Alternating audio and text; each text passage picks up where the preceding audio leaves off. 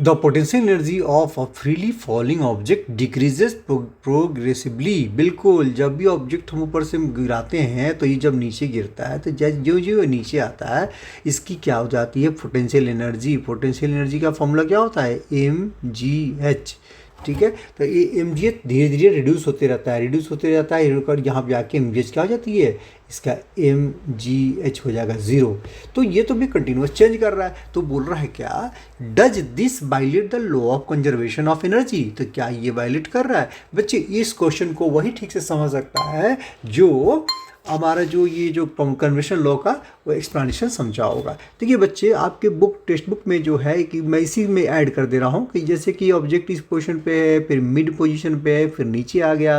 तो देखिए बेटे, एक्चुअली क्या हो जाती है कि total energy equal to potential energy plus kinetic energy, इन दोनों का सम ही होता है। और यहाँ से मिड की बात करें तो मिड में भी यही होगा, potential energy plus kinetic energy. ये क्या हो जाएगा, total energy plus equal to हो जाएगा potential energy plus kinetic energy.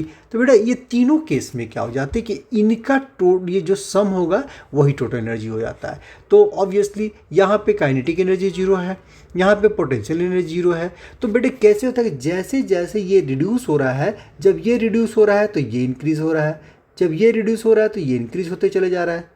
ठीक है, ठीक है, ये वाइस वर्सा है, जब ये इंक्रीज़ हो रहा है तो ये रिड्यूस हो रहा है। तो इस तरह का बैलेंसिंग बनती है। तो अब एक्सप्लेनेशन चलते हैं। When a freely falling object loses potential energy, जैसे से कम होते जाएगा, it gains kinetic energy in equal major. जितना इधर का कम होते चले जाएगा उतना इधर बढ़ते चले जाएगा इसकी काइनेटिक एनर्जी।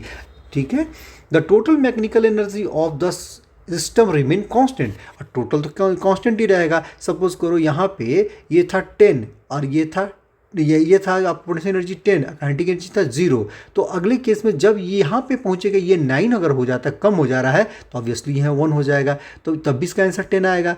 9 + 1 तब भी 10 आएगा। सपोज करो यहाँ पे आके पोटेंशियल एनर्जी हो गई 0, तो काइनेटिक एनर्जी हो जाएगी 10 just before the touching the ground, तो क्या हो जाएगा, तब भी 10। तो इस तरह एक कम होते जा रहा है, एक उसका पैरेलल जो है काउंटर पार्ट काइनेटिक एनर्जी का वो बढ़ते चले जाएगा। This does not violate the law of conservation of energy but rather demonstrated. और क्योंकि ये बोलता है कि वायलेट नहीं कर रहा है, बल्कि ये प्रूफ कर रहा है, दिखा रहा है आपको।